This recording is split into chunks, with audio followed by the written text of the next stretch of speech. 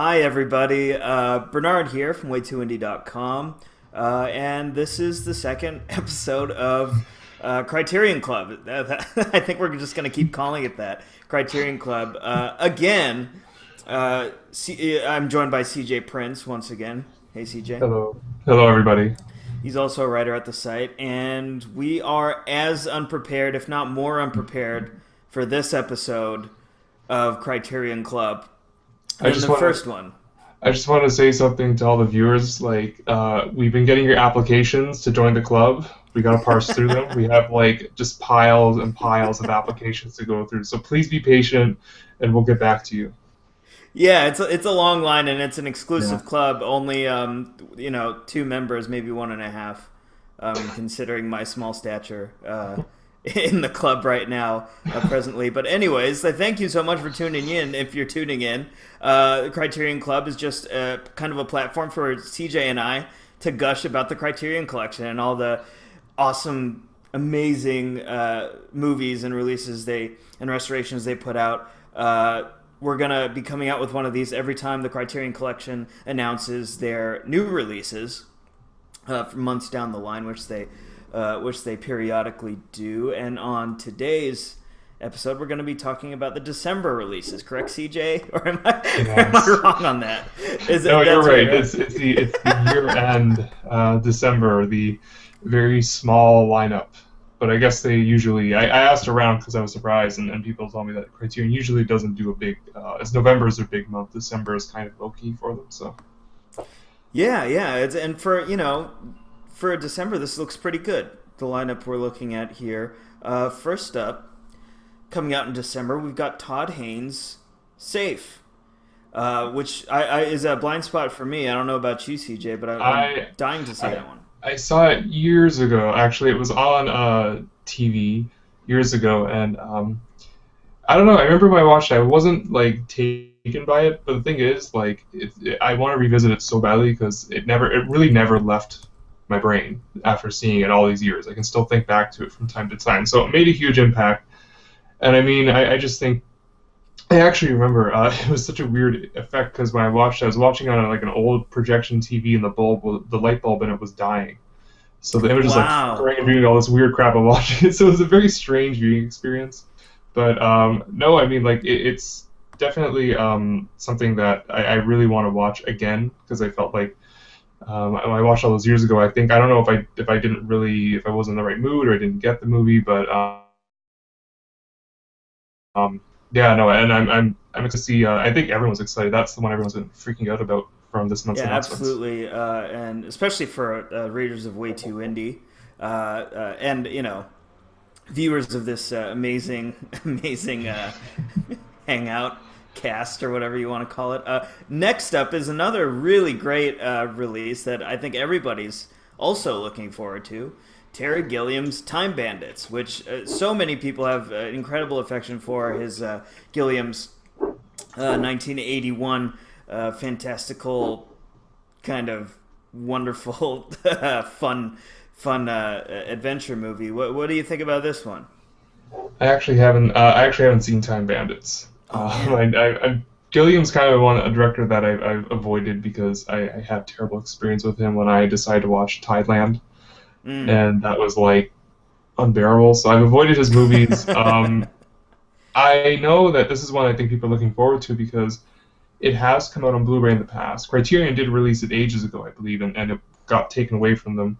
It got out on Blu-ray, but it was just this terrible, horrible transfer, just really bad quality. So people are excited that they can finally, not only is it back on the Criterion Collection, but it's going to probably be available in a really nice quality copy. Because I was reading that it says it's coming in a brand new 2K transfer. So Yeah, it's good stuff. Also, another one Safe for You, one I saw a long time ago. I can't wait to revisit that one. I just remember being very fond of it at the time. And Gilliam, always an interesting director, whether he hits or misses. Next up, we've got The Night Porter by Liliana Cavani, which I'm so unfamiliar with, to be honest. If I'm going to be frank, I'm not familiar with the Night Porter at all. So please tell me you have something to tell me about this one, CJ. I can tell you that only thing I remember about it is seeing the image or the poster of Charlotte Rampling in that like latex leather SS outfit thing. That's pretty much it. It's like I'm the same as you. It's like it's a total blind spot, but it's a movie that's always intrigued me because Right. I haven't seen a lot of movies of Charlotte Rampling back in her younger days, I guess, and I adore her, like what I see her now. I think random aside, but if anyone saw Francoise Ozon's Young and Beautiful, like she has like a Mm. 5 minute role in there that just like elevates the whole movie. Like she's that good of an actress. So this is one that I'm excited to see that's going to be on Blu-ray because now it's like okay, this is kind of a excuse, a reminder to put it higher up on my to watch list. Yeah, and the great thing about the Night Porter, which is not the case for Time Bandits and Safe, is that it's going to be available on Hulu Plus. So you can give it a shot on Hulu Oh, Plus is like kind of mediocre, shitty quality. And then if you really like the film, you can purchase it on Blu-ray. CJ, how about that? so is it currently available on Hulu Plus, or will it be coming out the same time in December? Do you It know that? says I'm not sure if it's available on Hulu Plus right now, but it says on the Criterion website that it will be coming out on DVD, Blu-ray, and Hulu Plus. No. All right. Yeah, So it's good news. they have a lot of movies on Hulu Plus. I mean, I am in lowly poor Canada, so we don't get access to Hulu, but I assume that they have a lot of movies available on there. Yeah, I mean the quality obviously isn't as crisp as Blu-ray, but it's still a fantastic resource for film movie lovers, myself included. I love Hulu Plus for the Criterion Collection alone. Hmm. Let alone the network TV stuff and things like that. Yeah. One more release for December: Kaisuke Kinoshita. Kinoshita. I don't know how to say it. It, I'm not. it, I'm not Japanese. the pronunciation wasn't good until you put the accent in. Then it was fine. Kaisuke. Kaisuke. And that's right. Now the accent that's like, oh, Kaisuke. okay, it's accurate. Yeah. Well, I mean, it's an Eclipse series, right? So I mean, It's an Eclipse series. but I am first off, I'm like happy that they're still doing Eclipse series. I know that they Yeah. rarely do it now, but for me, Eclipse series are always stuff that I have no knowledge of, and that's kind of the primary purpose of it. They want to shine light on certain films or filmmakers that they can't really give it a big premiere release, so they just make it available. Yeah, Um, it's the thing that I love Eclipse series and that they exist and stuff. And I've seen a few of them. I don't have any. I don't own any, though I should.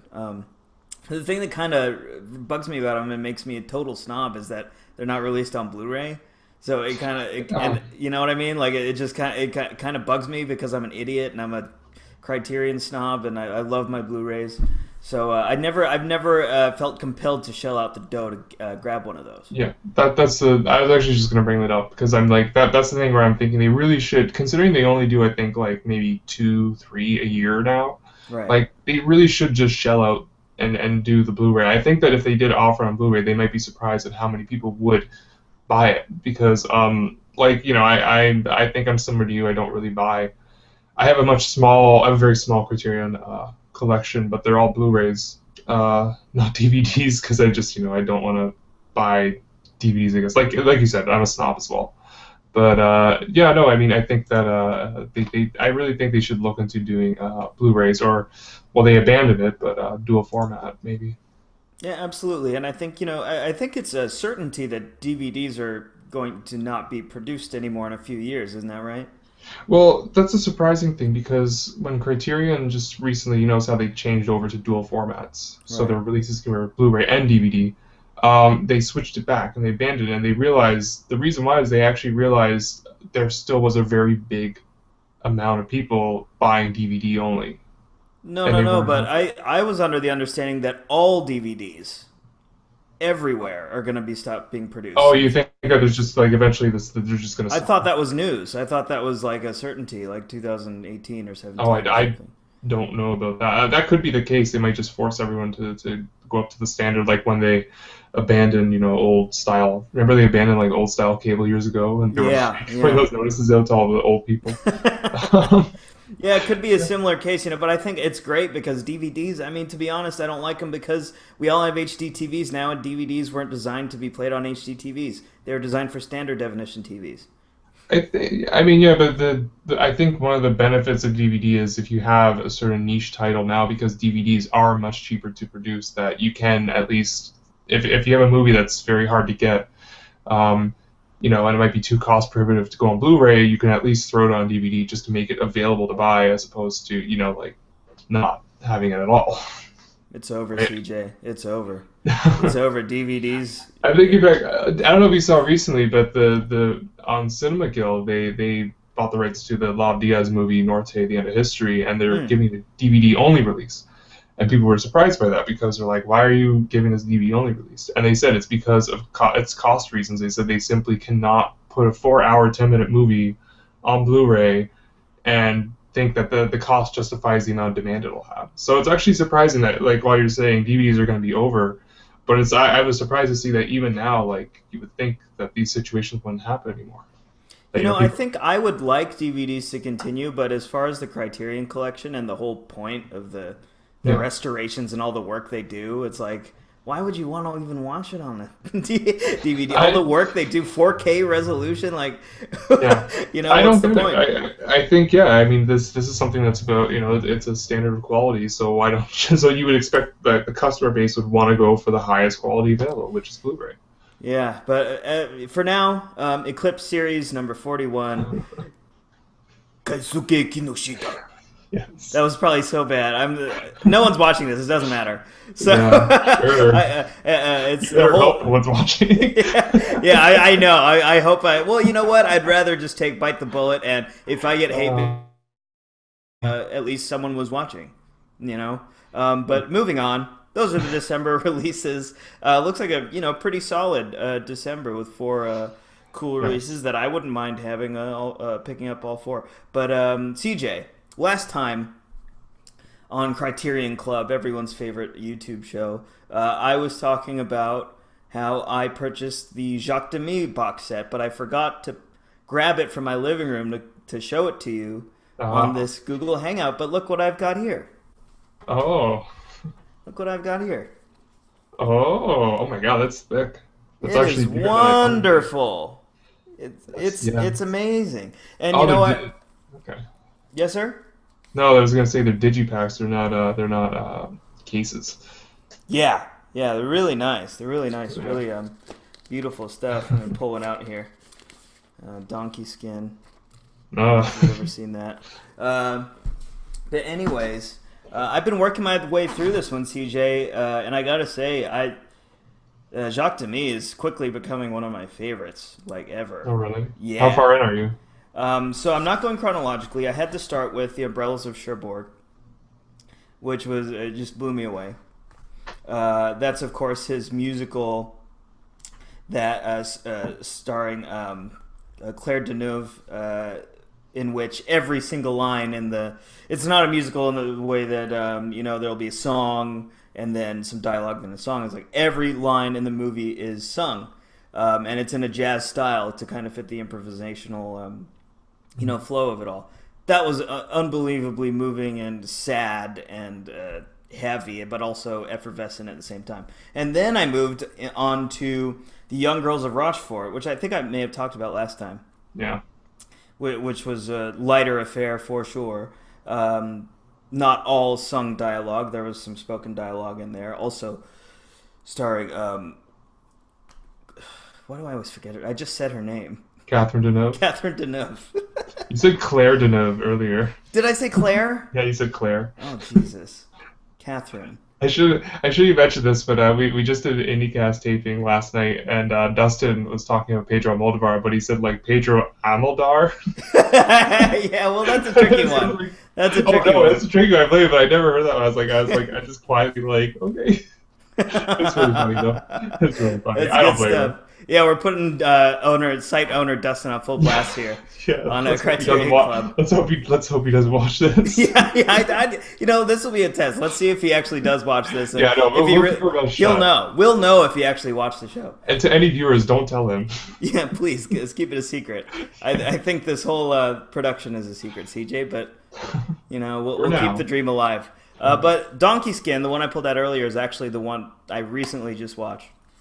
Oh yeah. and it's a fantasy, kind of like a medieval fantasy almost, uh, with like kings and queens and princesses and magic and uh, invisibility cloaks. Like it's really cool, really cool stuff. Very fantastical, beautiful to look at, and his Demy's frequent composer partner Michel Legrand is also a participant in this one and wrote all the music. Yeah, man, I've liked everything I've seen so far, all three That's good. that I've watched. I've got three more to go, so I'll update you guys on Criterion Club 3, Yes. the threequel to Criterion Club, about what I go through next in this awesome box set, which I totally suggest to any film lover. This is great already. I'm only halfway through. Yes. I was just telling you before this, I actually watched, the last Criterion I watched was a DVD, no less. I watched the DVD of Stray Dog by Akira Kurosawa because I had never seen a Kurosawa movie before, and that was my first. And I enjoyed it. I wasn't, like in love with it, but it's a very good movie. It's just I was surprised by a few elements in it, but like for the time and all that. But that tends to be always the case when I watch an older film. But yeah, no, I'm like, okay, now that I've seen at least one of his movies and liked it, I'm going to move on hopefully to the heavy hitters like Rashomon and Seven Samurai. And, Well, CJ, I'm an opportunist. And I think since our next episode of Criterion Club is going to be in a month, maybe you should watch some of these movies and we can talk about them next time, because many of them, if not all of them, are in the Criterion Collection. So how about that? How about you go through some Kurosawas? I'll try. I will and try. We'll discuss them. I'll try. Next month is the Tati month as well, so I'm going to try and catch up with Traffic and the ones I haven't seen by Jacques Tati. But I'll try it. I'll see if I can get a few Kurosawa movies in. You know what? How about this, CJ? Just at least watch one, and then on next Criterion Club, we'll talk about that, whatever Kurosawa movie you watched, and we'll discuss it in depth. How about that? All right, that sounds good. It's a challenge. I'm currently, because I'm still recovering from Toronto Film Fest.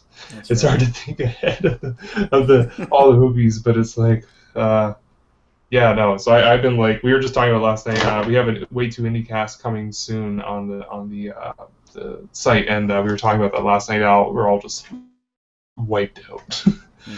But I look forward to actually sitting down in a relaxing sense and watching something and actually having the time to process it and think and not have to immediately run to another movie.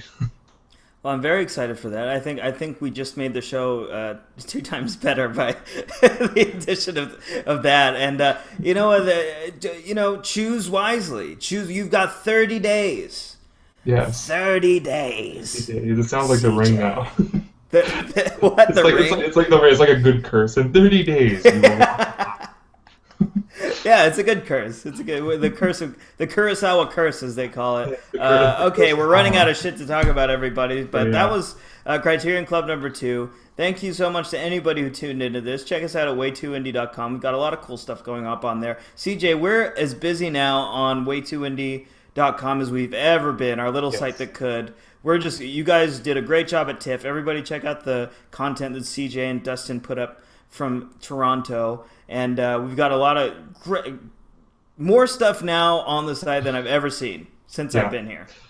We got over 3 dozen reviews for TIFF up and counting. So be sure to go on and read all of our reviews, interviews, etc. Tons and tons of goodies.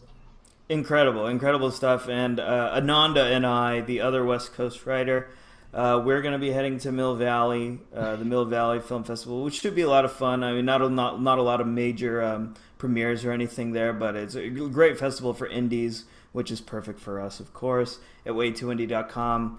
I'm going to cut this off. Criterion Club number 2. I'm Bernard. Thank you for joining. CJ, say goodbye. Goodbye. And we'll see you guys in a month. Enjoy those Criterion movies, and everybody by Jacques Demy. Bye. Bye-bye.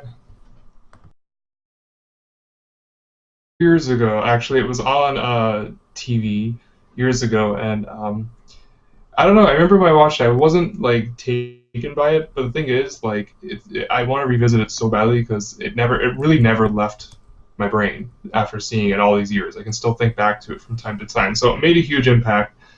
And I mean, I just think I actually remember it was such a weird effect because when I watched, I was watching on like an old projection TV, and the light bulb in it was dying. So the image was like Wow. flickering and doing all this weird crap while watching it. So it was a very strange viewing experience. But no, I mean, like it's definitely something that I really want to watch again because I felt like when I watched all those years ago. I don't know if I did.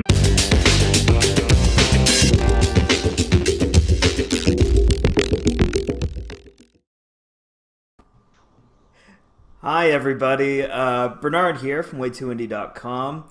And this is the second episode of Criterion Club. I think we're just going to keep calling it that. Criterion Club.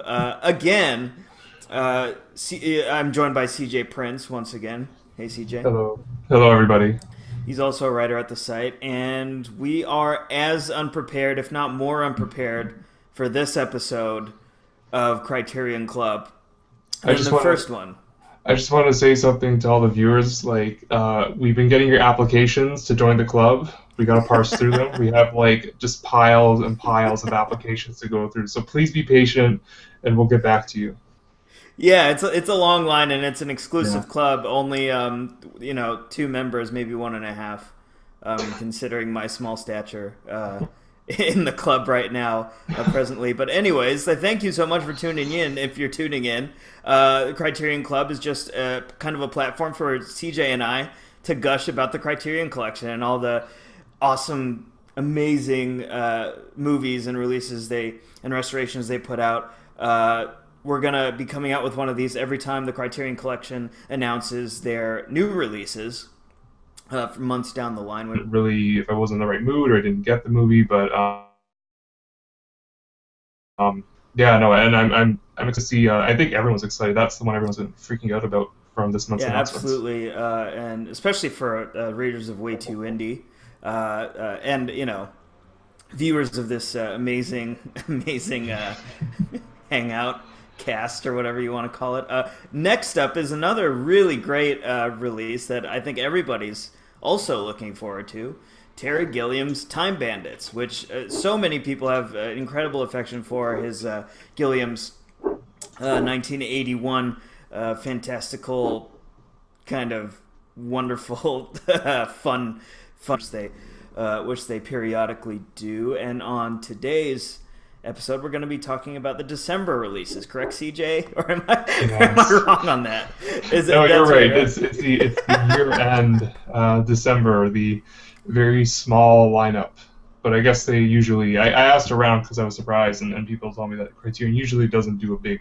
As November is their big month, December is kind of low key for them. So Yeah, yeah. And for December, this looks pretty good. The lineup we're looking at here. First up, coming out in December, we've got Todd Haynes' Safe, which is a blind spot for me. I don't know about you, CJ, but I'm I dying to see I that one. I saw it